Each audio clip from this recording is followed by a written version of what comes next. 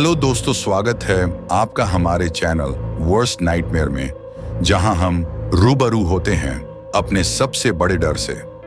जो कहानी हम आज सुनेंगे उसे मेरे पुराने मित्र निरंजन ने भेजा है।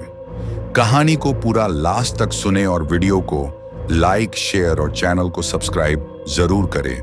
तो बिना देरी के कहानी शुरू करते हैं। मेरा नाम विक्रांत है और मैं एक डॉक्यूमेंट्री फिल्म मेकर हूं। कैमरे के पीछे जिंदगी बिताने वाला एक आम इंसान।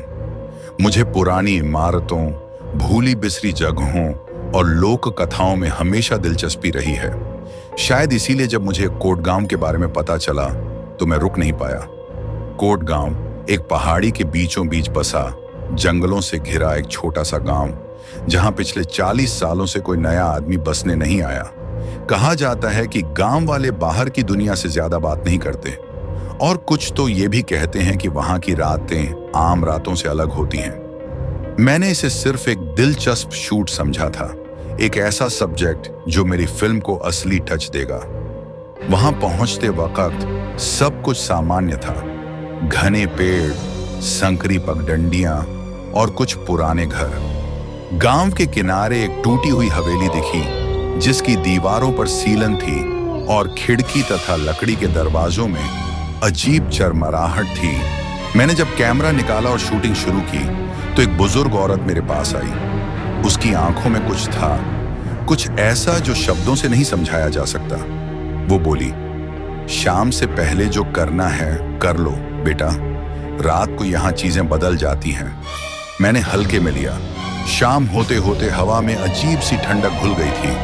पेड़ों की सरसराहट अब हवा से ज्यादा किसी और चीज की लग रही थी।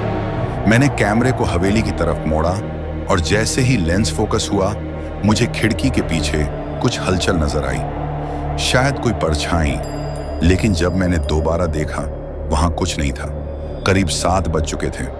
गांव अब लगभग सुनसान हो चुका था।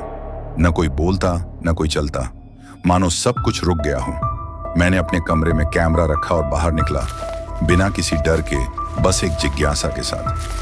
तभी हवेली के पास से गुजरते हुए मुझे फिर वही खिड़की दिखी। इस बार वहां कोई खड़ा था, एक औरत, सफेद साड़ी में, चेहरा नहीं दिख रहा था, बस वो खड़ी थी, बिल्कुल शांत। मैं पलकें झपकता इससे पहले वो गायब हो गई। मैंने खुद को समझाया, थकावट है, भ्रम हो सकता है, लेकिन अंदर ही अंदर कुछ तो हिल गया था।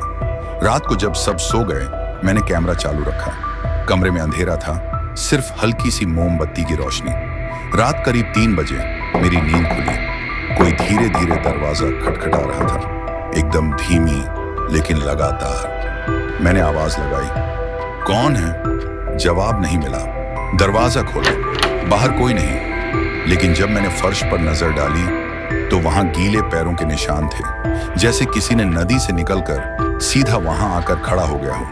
और फिर मेरे कमरे के कोने में कुछ सरकता हुआ दिखा, धीमा साया जैसा कुछ। और अचानक कमरे की मोमबत्ती बुझ गई। सन्नाटा ऐसा जैसे किसी ने पूरी हवाओं को रोक दिया हो। मेरी सांसें तेज चलने लगी। जब मैंने मोबाइल की टॉर्च जलाई, वो परछाई अब सामने थी, बिल्कुल मेरे सामने। कोई था, मगर चेहरा नहीं था, बस एक काली परत जिसमें से सिर्फ एक आवाज आई, किसी को बताना मत, यहां जो हुआ वो यहीं रहना चाहिए। मैं बेहोश हो गया था शायद।